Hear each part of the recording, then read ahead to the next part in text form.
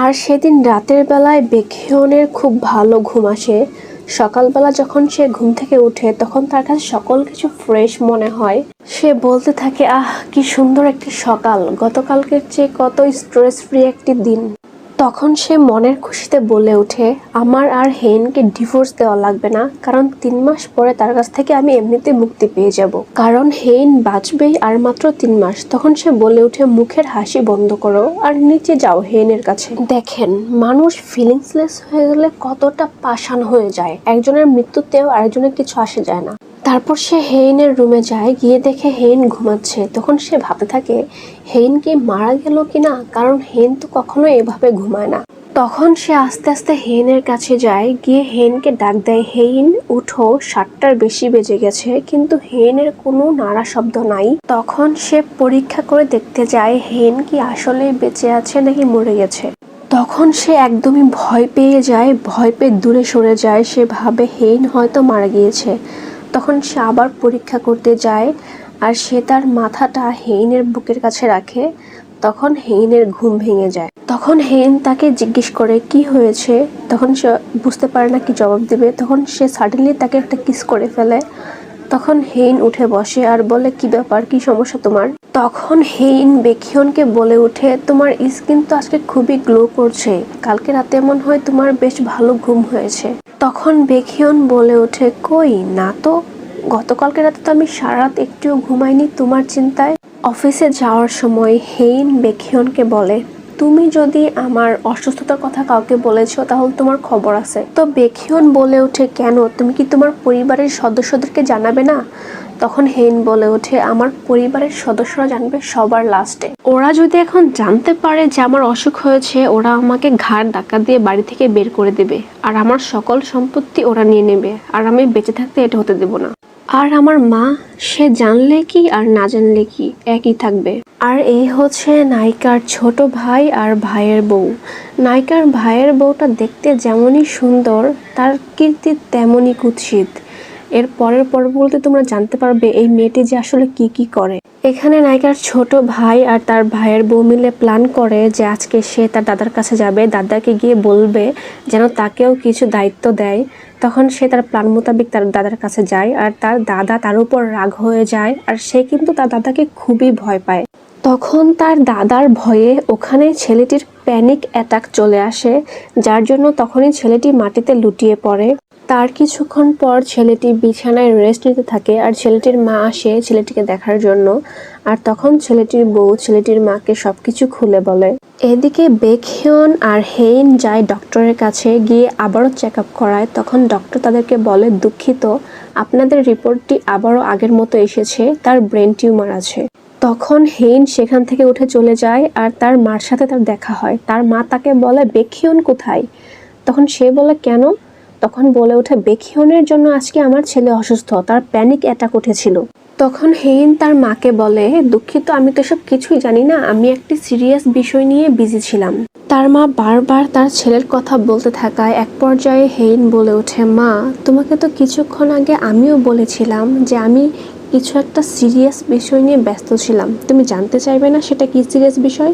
তখন তার মা বলে ওঠে, তুই তো নিজেই নিজের ছোট বড় সকল সমস্যার সমাধান করতে পারিস, আমি জেনে আর কি করব।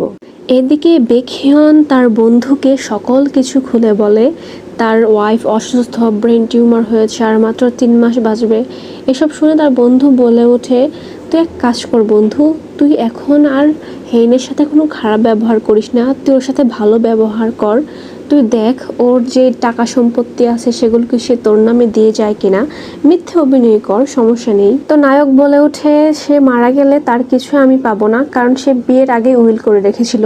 তখন তার বন্ধু বলে ওঠে, যাই হোক, তোর তো আর ডিভোর্স দেওয়া লাগবে না ওকে, তো তুই এখন থেকে ওর সাথে অনেক ভালো ব্যবহার করবি। তো তার বন্ধুর কথা মতো বেখিয়ন কাজ শুরু করে দেয়। সে অনেকগুলো ফুল নিয়ে যায় হেইনের জন্য, গিয়ে বলে, এই ফুলগুলো তোমার জন্য। হেইন বলে, কিসের জন্য ফুল? তো সে বলে ওঠে, আজকে তো আমাদের ম্যারেজ অ্যানিভার্সারি। তো হেইন ফুলগুলো রেখে দেয়, কিন্তু ফুলগুলো তার অফিসে সাজিয়ে রাখার জন্য সে তখনই ফোন দিয়ে একটি ফুলদানি নিয়ে আসতে বলে। আসলে মেয়েটি এখনো ভালোবাসে তার স্বামীকে। তার পরদিন ব্রেকফাস্টের সময় বেখিয়ন এসে তার পাশে বসে আর বলে ওঠে, আমি আজকে থেকে তোমার পাশে বসে ব্রেকফাস্ট করব।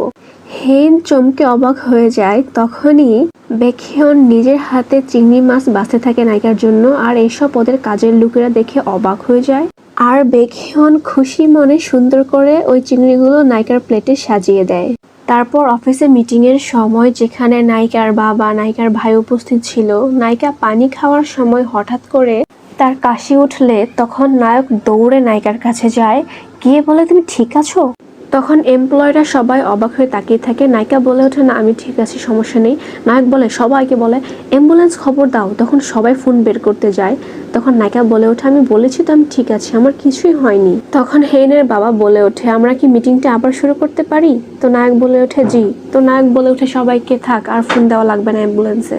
তারপর মিটিং শেষে হেইনের ঠান্ডা লাগছে এটা বুঝতে পেরে বেখিয়ন তার ব্লেজারটি খুলে হেইনকে পরিয়ে দেয় আর বলে ওঠে, তোমার কি ঠান্ডা লাগছে? তুমি কি ঠিক আছো? এগুলো দেখে দেখে নায়িকার যে সেক্রেটারি সে অবাক হয়ে যায় মেয়েটি। তখন বেখিয়ন হেইনের হাত দুটো ধরে তার পকেটে নিয়ে ঢুকিয়ে রাখে, কারণ হেইনের হাত দুটো বরফের মতো ঠান্ডা হয়েছিল। আর হেইনের সেক্রেটারি এসব দেখে পুরো অবাক হয়ে যাচ্ছে। আসলে তারা অফিসের বাইরে দাঁড়িয়ে ওদের গাড়ির জন্য অপেক্ষা করছে। তখন আবারও ওর সেক্রেটারি বলে ওঠে, স্যার অ্যাম্বুলেন্সে কল দেব? তখন নায়ক এই কথাটাকে ইগনোর করে। গাড়ি আসলে যখন নায়িকা গাড়িতে উঠতে যাবে তখন নায়ক তার হাত দিয়ে ওকে প্রোটেক্ট করে। আর এসব দেখে তো নায়িকাও আশ্চর্য, আর নায়িকার যে সেক্রেটারি সে বলে ওঠে, এটা তো আগেই ভালো ছিল, কি একটা অবস্থা। এদিকে বেখিয়নের বাড়ির সবাই একসাথে বসে কথা বলছে ওদের বিষয়ে। তারা খুবই চিন্তিত যে আসলে কি ওদের ডিভোর্স হয়ে যাবে না কি হবে, ওরা আসলে করতে যাচ্ছে কি।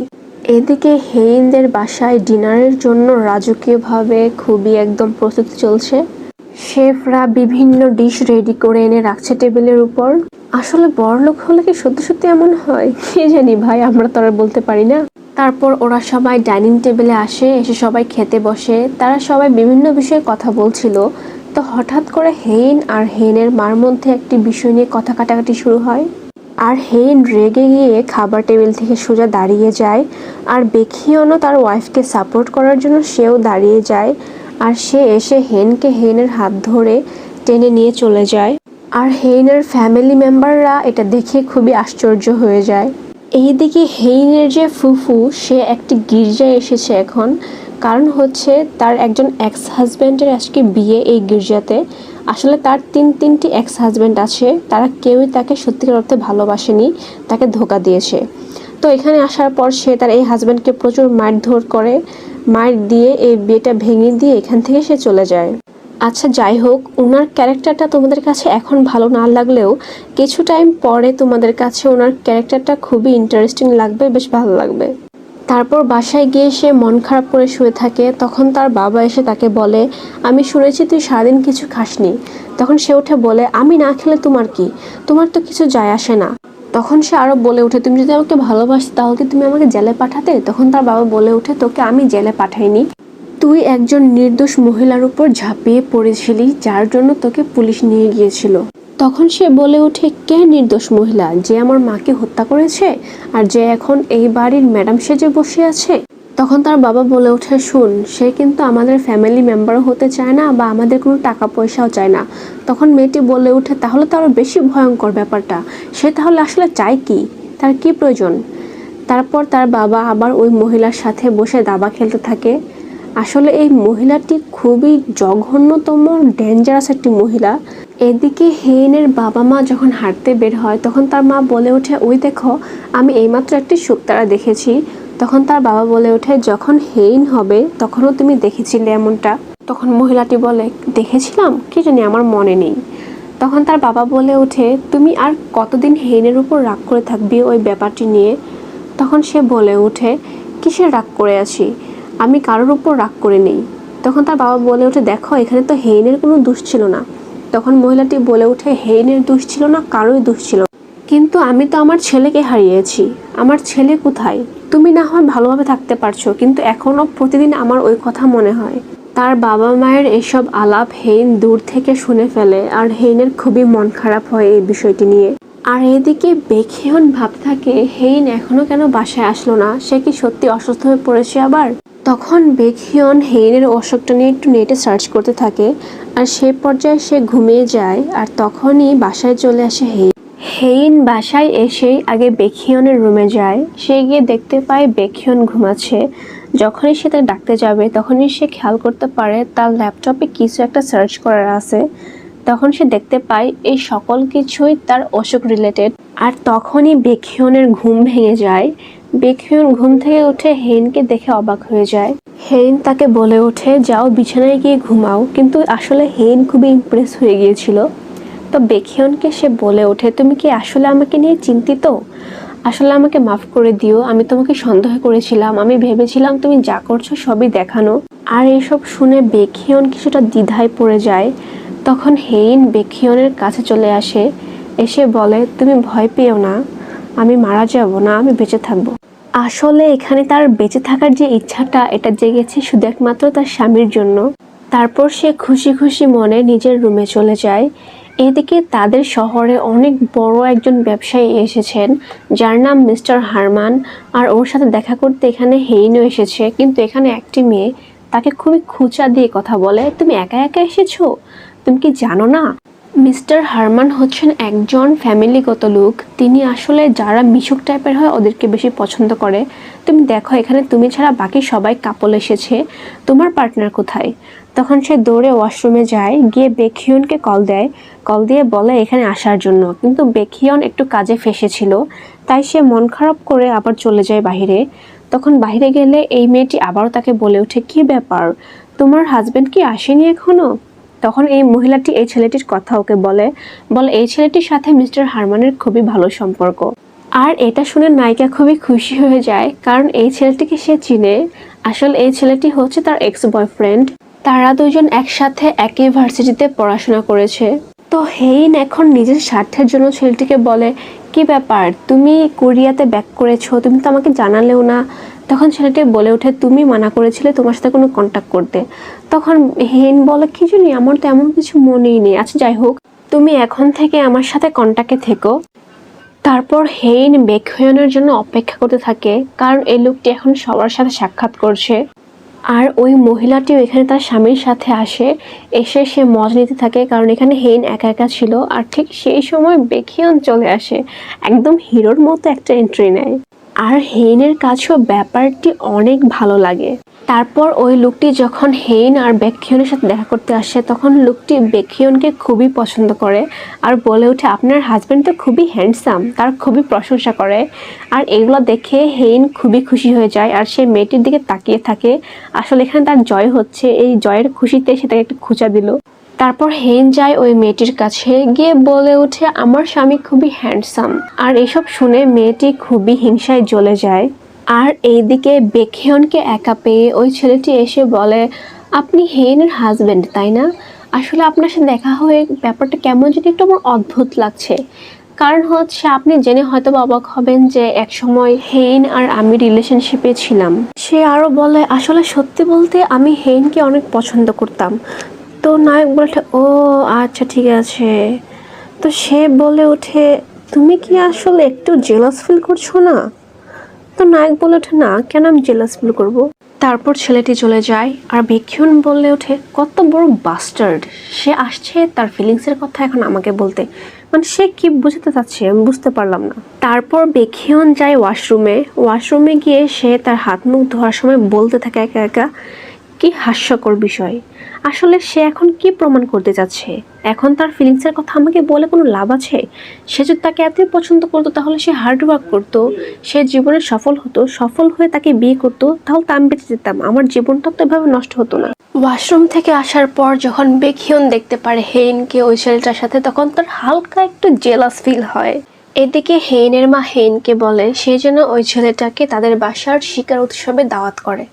আসলে হেইনের দাদা প্রতি বছর ফ্যামিলির সবাইকে নিয়ে শিকার করতে যায়, আর তার মার কথা মতো দাওয়াত করা হয় ওই ছেলেটাকেও। তারা তিনজন যখন হেলিকপ্টার একসাথে ছিল তখন ওদের দুজনকে একসাথে কথা বলতে দেখে নায়কের একটু খারাপ লাগে। তারপর শুরু হয়ে যায় শিকার করা, সবাই যার যার মতো যার যার পছন্দ মতো জায়গায় শিকার করতে চলে যায়। কিন্তু বেখিয়ন কখনোই কিছু স্বীকার করে না, সে শুধু আসে আর বন্দুক নিয়ে ঘুরে। এদিকে স্পা সেন্টারের এই মহিলা আর হেইনের ভাইয়ের বউ মিলে একটি চক্রান্ত করছে। এখানে তারা একটা রেস্ট্রিক্টেড এরিয়া আছে যেখানে বন্যপ্রাণী থাকে বেশি, সেই এরিয়াটি ঘেরাও করা।